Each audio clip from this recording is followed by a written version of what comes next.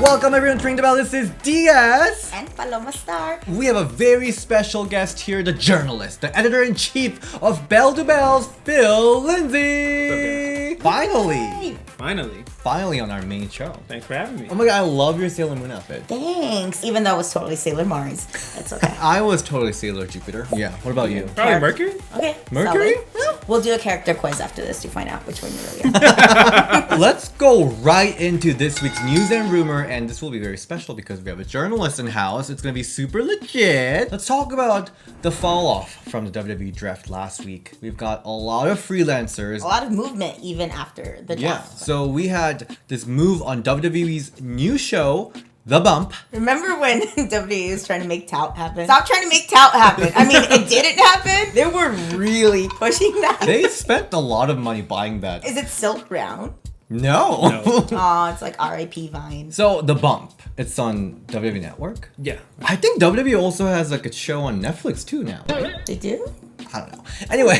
Yeah, they do actually, yeah. Right? With Yeah. Big Show. With Big Show and Kofi and... So I know this because I work there as a social media team. Social media team's like motto is platform agnostic. They just go to every platform possible. So they have Facebook Live show. They have like... They don't care. They'll just go everywhere. Which is kind of a good idea. Like trying to reach Cover everyone, more. add all the followers, and then you have 1 billion followers on Yeah, social and media. then they put out that little template with did you know? We have 2 trillion followers. More than the whole world combined. Yeah. On SmackDown side, we have Sonya Deville and Mandy Rose. I mean, they're already there. And then we have Dana Brooke, the Flex Appeal on SmackDown. The thing with the draft is that I don't think it made such a big impact of who went where. Yeah. Because everybody was already all over the place. True, because of true. that stupid wild card rule. It didn't really oh, gasp, she's on SmackDown. Because it's like, who was where anyway? For anything, though, I feel like Dana going to SmackDown might be good for her. Because SmackDown has kind of land The opportunity. wrestling. Yeah. And on the Raw side, we have Iconics and we have Sarah Logan. Iconics!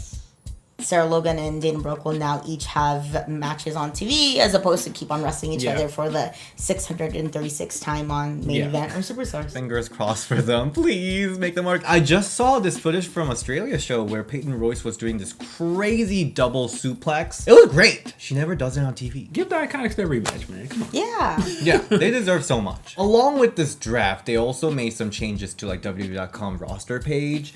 And one of the people that noticed is Alicia Fox. She is officially moved to Alumni site. Is this officially over for Alicia Fox? I mean, I don't know. She got used as the legend category in the last time they had the Raw reunion show.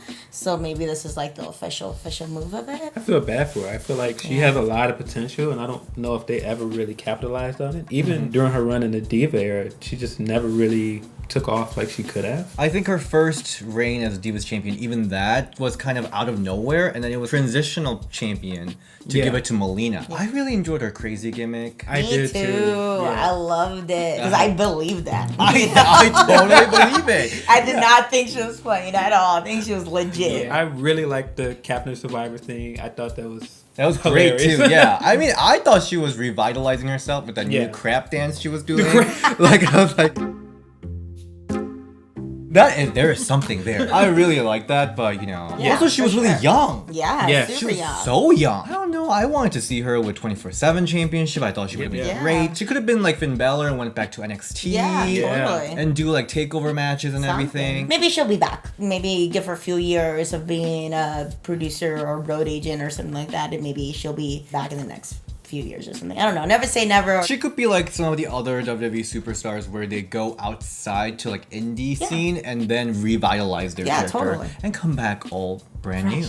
Maybe she'll go somewhere else. So really sad news about that. And also another one, Kacy Cantanzaro. We had rumors that Kacy was quitting WWE. I had no idea. Oh, you didn't know that? Oh, I had no idea. Yeah, there was all these rumors saying that she quit because of some injury or some health issue. She's now gone from Performance Center and roster page, She didn't last long at all. which is really surprising Yeah. because she was so promising. Yeah, it's kind of sad because it's like back injury, right? Good luck to her on the next thing she does. It's just kind of weird. WWE is not confirming when people leave now. It's really weird. Yeah, that is true. Even Mike Kanellis. Yeah, asked for his but release. Did they give it to him? No.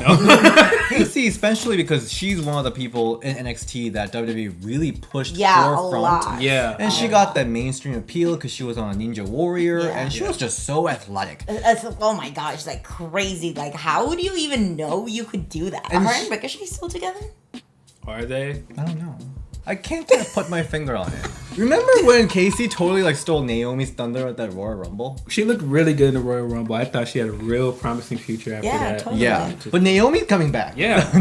Really miss Naomi anyways. Oh, so much. Do we know where Naomi's drafted to? No. We don't even know. She was that. unlisted like Ember. So Naomi is going to be returning to WWE very soon. We all know that she made the little Insta post. She's now advertised for WWE live event in San Juan, Puerto Rico, October 26th. And she is going to team up with Natalya in a match with Alexa Bliss and Nikki Cross. Hopefully this means they're maybe like easing her back to a regularly scheduled programming. Wait, but I'm so confused. Wait, why is she teaming up with Natalya, who's on Raw, to go against Alexa Bliss and Nikki Cross, who's on SmackDown? I don't know. Wait, what is going on? WWE's already f***ing done with draft. Like, what is happening? We can't even speculate where she would go. No, but I'm just happy that she's gonna be back. I don't even care where she goes. I'm just happy Naomi's back. I want to feel the glow. So, where was Becky Lynch this week? Do we know? We do. Because That was cute. she was on ESPN's show, Women and Sports Summit.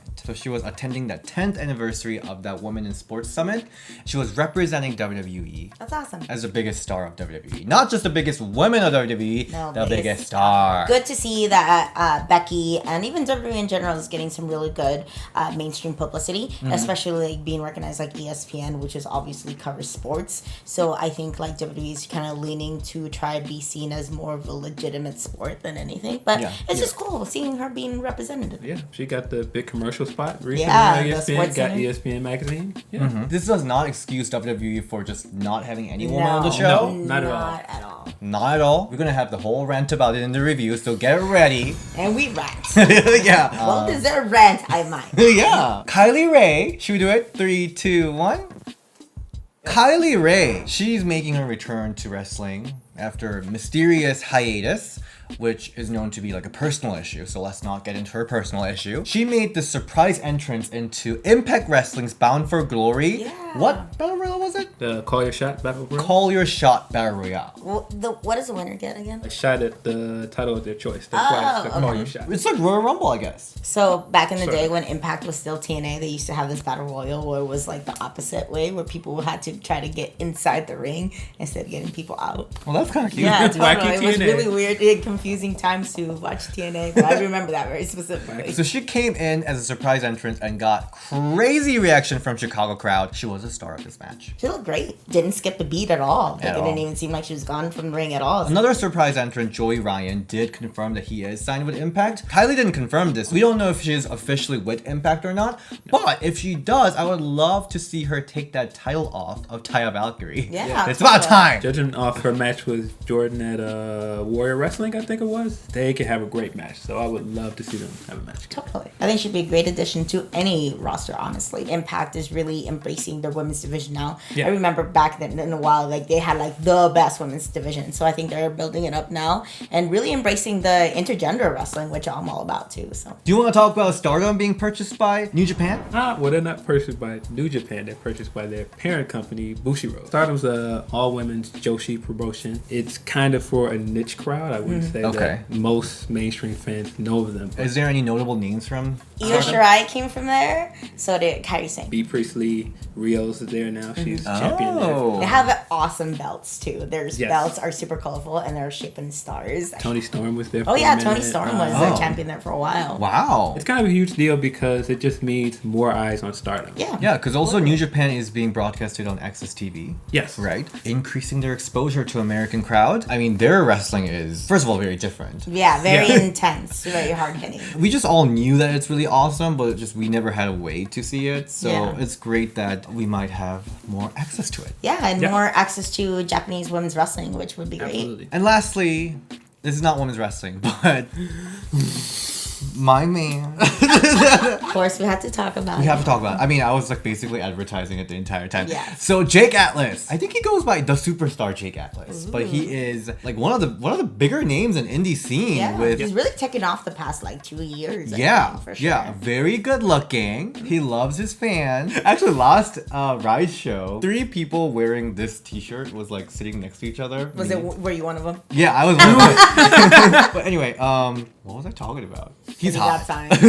Oh yeah, he got signed by WWE. I think he was on like Undercover Boss with Stephanie McMahon or something like that. How? I don't know. Like, I don't know why he was on that. But he just got signed, according to Dave Meltzer, to WWE PC, and he will be reporting to the Performance Center in January. It's rare that WWE picks up like openly gay wrestlers. Yeah. I think Sonya Deville is like the only case that we have. I think current at least. Definitely don't see any openly gay male. Yeah, I mean, Darren Young was definitely a trailblazer in that sense. Totally. With Darren Young, WWE kind of opened their ways to kind of LGBT, and then they started really monetizing it. they Like, really rainbow and everything. Look at our photo shoots. Look at everything. with Finn Balor coming out with the Yeah. whole like LGBT group, which is great. I feel so welcomed. Totally. Yeah, representation matters. Yeah, so I really want Jake Atlas to go to Performance Center and kind of don't lose that color, you know? Yeah, and totally. then Wear with pride. I also had this really good interview with Jake Atlas. He talks about being inspired by all the divas. That's awesome. Yeah, we talked about top 5 WWE divas that inspired Jake Atlas. That would be a fun interview. It was a really fun interview, yeah. So